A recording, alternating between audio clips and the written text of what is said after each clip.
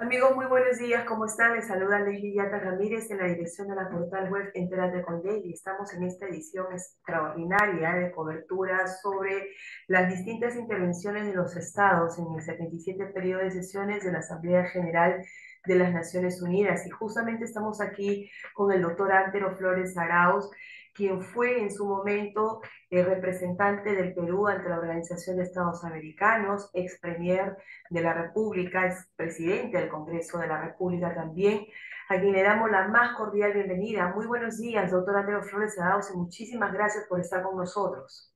Muy buenos días, querida colega, y encantado de estar nuevamente en su programa después de buen tiempo.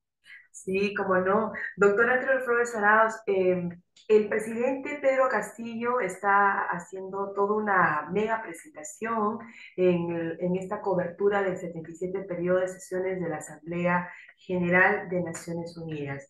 Y quiero llamar su atención respecto de algunas intervenciones muy puntuales que dijo el día, en la tarde del día martes. ¿Qué opinión le merece cuando el presidente Castillo sostuvo ante la Asamblea General de que la gobernabilidad democrática exige el respeto de la institucionalidad y sobre todo de la voluntad popular? Vamos a ir por partes. Respeto de la institucionalidad, pero el gobierno del señor Pedro Castillo está haciendo todo lo contrario aquí en el Perú. Entonces, ¿cómo se entiende este mensaje que da a la comunidad internacional cuando habla de respeto a la institucionalidad, cuando habla, por ejemplo, de que todo intento de golpe, venga de donde venga, será ilegítimo y que por encima de todo está la voluntad popular? ¿Qué opinión le merece esta intervención que ha hecho el presidente ante la comunidad internacional? Bien, Leslie, justo ayer preparé un artículo que lo publicaré próximamente que se llama Hechos y no palabras, recordando ese dicho que era de Manuel A. Odría. El A no era de Apolinario, como decían, sino de Arturo. Manuel A. Odría Moretti. En ese artículo decía pues que igual como se dijo lo de hechos y no palabras en aquel entonces, debido a que el presidente primero de facto y después de jure, Odría, no era buen comunicador, no se desenvolvía bien con la palabra, él mismo dijo, con mis hechos yo demuestro lo que hago. Y lo hizo bien y fue uno de los gobiernos en que más obra pública se hizo.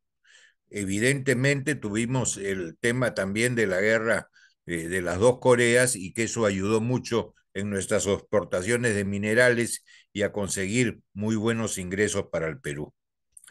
Al presidente profesor Castillo habría que decirle lo mismo, hechos y no palabras. Señor Castillo, nadie cree ya en su palabra, de repente su esposa, y tengo dudas, pero este, su palabra está devaluada porque ofrece mucho y cumple poco. Entonces los ciudadanos, ya hartos de los ofrecimientos, queremos realidades. Ha dicho usted, inclusive un día antes de estar en las Naciones Unidas, creo que fue el lunes, dijo a los inversionistas nacionales y inversionistas internacionales allí en Nueva York, tengan confianza en el Perú. Nosotros somos pro inversión. Estamos dando todas las condiciones y seguridades para la inversión. En esas o en similares palabras, no le estoy poniendo comillas, pero ese era el sentido. Pero la realidad dice otra cosa. ¿Quién va a invertir cuando constantemente te quieren cambiar la regla de juego principal que es la Constitución? E incluso te cuestionan el capítulo económico en el documento que el mismo presidente Castilla, o Castillo, la verdad ya ni sé el apellido, le presentó al general Williams, presidente del Congreso, insiste en el cambio del capítulo económico de la Constitución, insiste en cambiar el rol subsidiario del Estado. Entonces, ¿quién puede creer en la palabra de que se garantiza inversiones si se hace lo contrario? ¿Quién puede estar de acuerdo con lo que dice cuando en la actividad minera a cada rato tenemos paralizaciones. ¿Por huelgas, por temas laborales? No, porque terceros, comunidades impiden el tránsito de los camiones con mineral en el corredor minero, porque toman instalaciones mineras, porque hay terceros que irrumpen en la actividad minera para destrozarlo. Y el Estado, representado por el gobierno, ¿qué hace? Sigue hablando, pero no haciendo nada. Se Ujú. deja realmente pechar por estas terceras personas que actúan delincuencialmente y el Estado inerme, el Estado ausente. Entonces el inversor no puede de modo alguno estar con confianza en un gobierno que habla pero no hace. Doctor Flores Arauz, justamente en ese análisis quiero agregar otra pauta que ha, digamos, compartido el presidente Castillo y ha dicho a los 193 estados reunidos en la comunidad internacional en Nueva York. Dice, toda crisis de gobernabilidad, de enfrentamiento entre los poderes del Estado, debe resolverse con el diálogo. Vaya, la concertación y el pleno respeto de los resultados electorales, ¿no? Muy sutil el presidente Castillo. Eh, y a renglón seguido, entre comillas, cita la Carta Democrática Interamericana, que es un aporte del Perú a la democracia en las Américas, así lo establece de manera enfática, subrayó el presidente. Y entre otras pautas, fíjese, dice que hay cuatro pilares para defender la gobernanza democrática. Vaya, nos está dando una lección el presidente Castillo en la comunidad internacional de gobernanza democrática cuando no mira adentro lo que pasa con su gobierno. El respeto a los pueblos, la voluntad de solucionar los conflictos por la vía de la negociación, el respeto por los derechos humanos y la institucionalidad de un Estado de Derecho. En el caso del coronel Colchado, se ha justamente afectado gravemente el Estado de Derecho porque no se ha respetado los procedimientos internos, no se habría respetado ni siquiera la Constitución ni la ley, ¿no? Que son aplicables en cada caso concreto. Entonces, ¿qué opinión le merece esta participación o estas frases alegóricas que hace el presidente Castillo prácticamente dando una lección de lo que significa la gobernabilidad democrática cuando el gobierno del señor Castillo lo que está haciendo es justamente tener gestos, conductas y o comportamientos que están haciendo lo contrario, lesionando el Estado de Derecho, amenazando constantemente la estabilidad democrática en el país? Querida doctora, usted misma se ha contestado la pregunta cuando dice alegóricas y nada más propio ni nada más expresivo. No creo que nadie con dos dedos de frente pueda estar en contra de estas cuatro preceptos señalados por el presidente Castilla o Castillo. Este, porque son cosas lógicas y son cosas además que emanan de todos nuestros conocimientos jurídicos que hemos recibido desde la universidad. Entonces, nadie en teoría puede estar de acuerdo con ello. El tema es que no los practica.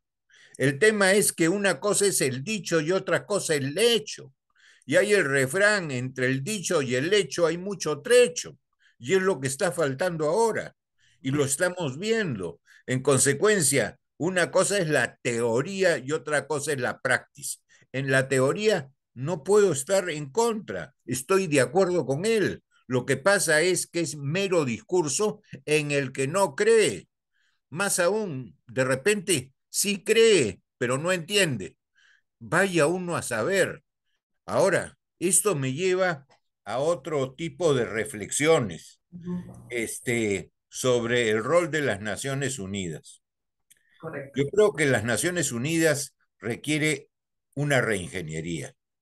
Querida Leslie, estamos en una guerra muy, muy complicada entre Rusia y Ucrania. Así es. Estamos ante una amenaza de Ucrania y algunos países de la OTAN de incorporar a Ucrania a la Comunidad Europea y también a la OTAN. Entonces, esto es un poco sacarle la lengua en la puerta de su casa al anfitrión. Y lógicamente el otro también reacciona. Las Naciones Unidas, ¿para qué se crearon? Después de la Segunda Guerra Mundial, para buscar evitar los conflictos. Y yo me pregunto, ¿qué demonios está haciendo las Naciones Unidas hoy día? ¿Para qué demonios ha convocado esta asamblea? ¿Para que cada representante del país vaya a hablar idioteces de tipo doméstico y no se ocupen de buscar soluciones a esta guerra en que ya tenemos hasta la amenaza del señor Putin de recurrir a armas nucleares, Así que es. podría derivar en un conflicto ya no focalizado, sino en un conflicto mundial, que puede además significar como daño realmente enorme a la comunidad internacional y a todos los países. Entonces, por eso me pregunto, ¿qué sentido tiene tomar un avión, por más que sea del Estado, irte con infinidad de gente, no sé para qué? Solo le faltó la pedicura y el peluquero. ¿Para qué todo eso? ¿Para ir a decir baboserías en la Asamblea de la ONU en Nueva York? No lo entiendo. Para sacarle la lengua a Marruecos, que quería inclusive donarnos Uria y reconocer a una república saharaui solamente existente en algunas mentes enfermizas de algunas personas. Oigan, realmente no entiendo para qué se puede ir a la ONU para decir bobadas de tipo doméstico cuando tenemos un conflicto, ya ni siquiera en preparación, sino un conflicto grave y real entre Ucrania y Rusia. Necesitamos unas Naciones Unidas que sean no solamente competentes, que sean activas, que sean preventivas, que hagan su trabajo. Las reuniones del bla, bla, bla ya no conducen a nada. Nadie se escucha, es un diálogo de sordos. A pocos le interesan los temas domésticos del Perú, como tampoco le interesarían a los peruanos los de Grecia, por decir algún ejemplo. Necesitamos un cambio realmente importante en las Naciones Unidas para que de nuevo el multilateralismo tenga sentido. Muchísimas gracias, doctor Andrés Flores Arauz, por este análisis tan exhaustivo de la participación del presidente Castillo. Y una última pregunta para despedir esta entrevista, ya yendo a la parte nacional de nuestro país. Eh, ¿Qué opinión le merece todo lo que estamos viviendo los peruanos y las peruanas? Eh, Se han descubierto muchas cosas, digamos, no hay un entendimiento entre el legislativo y el ejecutivo. Acabo de leer algunos titulares, por ejemplo, la expresidenta del Congreso, la señora Alba, ha manifestado de que nadie puede creer, dice, que el Ejecutivo quiera trabajar de la mano con el Legislativo. ¿Qué opinión le merece esto, doctor Andrés Flores Arauz? Usted ha sido presidente del Congreso de la República y nuevamente se ven no solo los mismos errores, sino yo creo que de una forma mucho más agravada que en el quinquenio pasado. Sin ninguna duda, Leslie, pero una cosa muchísimo más grave, se ha generado una expectativa muy grande en la acción del nuevo presidente del Congreso, el general José Williams, que es una persona de valía, serio, honorable, honesto y muy concertador. Pero él es primo inter pares. Él no puede comprometer a todo el Congreso, porque el Congreso se maneja por consensos. Y si no hay consensos, por votos. Mandan los votos. Entonces el presidente del Congreso no se puede comprometer a más de lo que puede. Que hay que concertar, hay que concertar.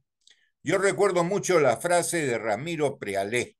Ramiro Prealé, el líder, uno de los grandes líderes apristas, decía, conversar no es pactar. Pero otro líder social cristiano como Mario Polar le agregaba, evidentemente, conversar no es pactar, pero si se pacta, cuanto mejor, porque para eso se conversa. No es un té de tías o de tíos, se trata de conversaciones para concertar y llegar a acuerdos. No es, insisto, un té de tías. Se va a conversar, se va a dialogar, pero con una finalidad, llegar a acuerdos, no la chismosería, llegar a acuerdos. Y para eso hay que desvestirse de prejuicios y perjuicios para entrar en diálogos razonables y que sean eficientes. Y para ello se necesita evidentemente no solamente a los partidos eh, que tienen representación congresal, sino también a algunos que tienen mucha solera, mucho prestigio y no están representados en el Congreso, como es el APRA, por ejemplo, y los socialcristianos representados por el PPC. Necesitamos eso, diálogo, diálogo para arribar a acuerdos. Y para eso necesitamos facilitador, el que facilite el diálogo, el que pueda ir a un lado y a otro buscando los términos medios. Y eso lo puede hacer el acuerdo nacional, que lamentablemente parecería que están en vacaciones perpetuas, porque no sabemos nada de él. El diálogo nacional podría ayudar mucho. Y ahí hay una persona muy interesante y muy versada, como es Max Hernández Camarero. Si no lo hace el diálogo nacional, podríamos recurrir a la iglesia, a la conferencia episcopal peruana, porque hoy día lamentablemente ya no tenemos gente del prestigio y del ánimo concertador, como pudo ser Luis Bedoya Reyes, como pudo ser Fernando Belaúnde Terris, como podría ser Valentín Paniagua, como podría ser el embajador Pérez de Cuellar. Hoy día no existen esas personas y lamentablemente los que han sido presidentes de la República están con problemas que ya conocemos y algunos con connotación penal. En consecuencia, no podemos buscar esas figuras porque no existen o no están disponibles o porque simplemente carecen hoy día de la solvencia moral para poder dirigir una facilitación de ese tipo. Por eso me concentraría o en el Acuerdo Nacional o en la Conferencia Episcopal Peruana. ¿Y qué pasa? Que el Congreso actualmente no puede censurar al Premier. El Premier está dando realmente, es el principal obstáculo para la gobernabilidad del país. Sinceramente, el Premier Aníbal Torres es el primer obstáculo para poder tener ese diálogo del que usted nos está conversando o nos está refiriendo, porque realmente no hay ese entendimiento con el Premier. O sea, yo considero de que ahí hay un primer obstáculo. ¿Y qué pasa con el Congreso? Que no actúe en ese sentido. Se le pide censurar al Premier, se le pide el tema de vacancias, y usted lo ha dicho, ese es un tema de votos. Si no hay consensos, tienen que ir a votos, ¿no? Tenemos a un exministro censurado, Heiner Alvarado, que ahora resulta que estaba trabajando para la empresa del que fue alto funcionario del Estado que ganó alguna concesión por parte del Estado, ahora tuvo que renunciar porque se da cuenta que no puede formar parte de una empresa siendo un alto funcionario de la misma, ¿no? O habiendo sido de la misma. Entonces, todas estas situaciones nos lleva no solo a reflexionar, sino también a ver por el lado del Congreso, ¿no? ¿A qué le tiene miedo el Congreso, ¿no? A quedarse sin trabajo, a que se cierre el Congreso y que ellos pierdan sus créditos hipotecarios o los créditos que han sacado para comprarse un departamento, una casa, un carro, etcétera, ¿no? Nunca he conocido en otros quinquenios, sabíamos que había algo de eso, pero no se ha conocido tan abiertamente como ahora decir a algunos congresistas que ellos ahorita no, estoy de acuerdo con la vacancia, pero no puedo votar porque esto significaría que de repente me cierren el Congreso y me quedo sin chamba, sin trabajo, ¿no? Estoy con un crédito hipotecario. O sea, hemos llegado a un punto ya de desnudar lo que hace mucho tiempo esto estaba sutilmente en reserva. Querida Leslie, yo no concuerdo con usted. Y no concuerdo con usted porque el obstáculo no creo que sea el doctor Aníbal Torres. Torres Vázquez, primer ministro, sino quien lo nombró. Bueno, por supuesto que Lo sí. que necesitamos es otra cosa para el diálogo. Lo que necesitamos es que el presidente entienda que él debe ser un rey. Reina, pero no gobierna, porque no tiene las capacidades para gobernar, no tiene la experiencia, no tiene el conocimiento. El presidente es el gran gerente del país y el señor no puede gerentar ni su casa. Entonces necesita poner un presidente del Consejo de Ministros que en la práctica sea el que gobierne y con un gabinete de primer nivel. Tiene que cambiar inmediatamente la ruta que se ha trazado, porque es una ruta destructiva. Necesitamos regresar al crecimiento con la inversión, inversión que genera trabajo y el trabajo genera inversión. Eso es lo que se requiere, por lo menos para mi punto de vista. Un cambio total del gabinete. Sí. Un cambio Después usted decía, Leslie, que los congresistas tenían miedo a perder su puesto. total. Leslie, no le pida peras al olmo, por el amor de Dios. Son seres humanos, no son héroes, no son santos. eh, su, ¿qué les puedo decir?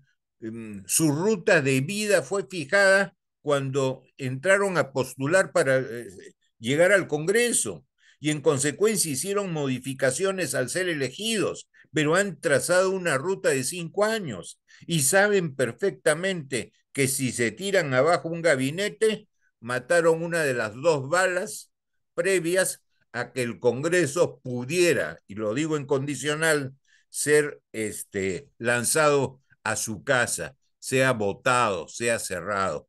Y a eso le tienen temor. Y es absolutamente comprensible y humano. Y lógicamente no van a hacer nada por cambiar la situación actual. Ok. Doctora Antonio Flores Abad, muchísimas gracias por esta entrevista. Realmente ha sido muy interesante conversar con ustedes después de algún tiempo y sobre todo en el análisis internacional que concordamos de que las Naciones Unidas debe concentrarse pues a resolver los problemas macros que tenemos en estos momentos con Rusia y Ucrania. Muchísimas Gracias a usted. gracias. Doctora Andrea Flores, hasta una nueva oportunidad. Regresamos nosotros con más entrevistas en ese 27 periodo de sesiones de las Naciones Unidas. Gracias, doctora.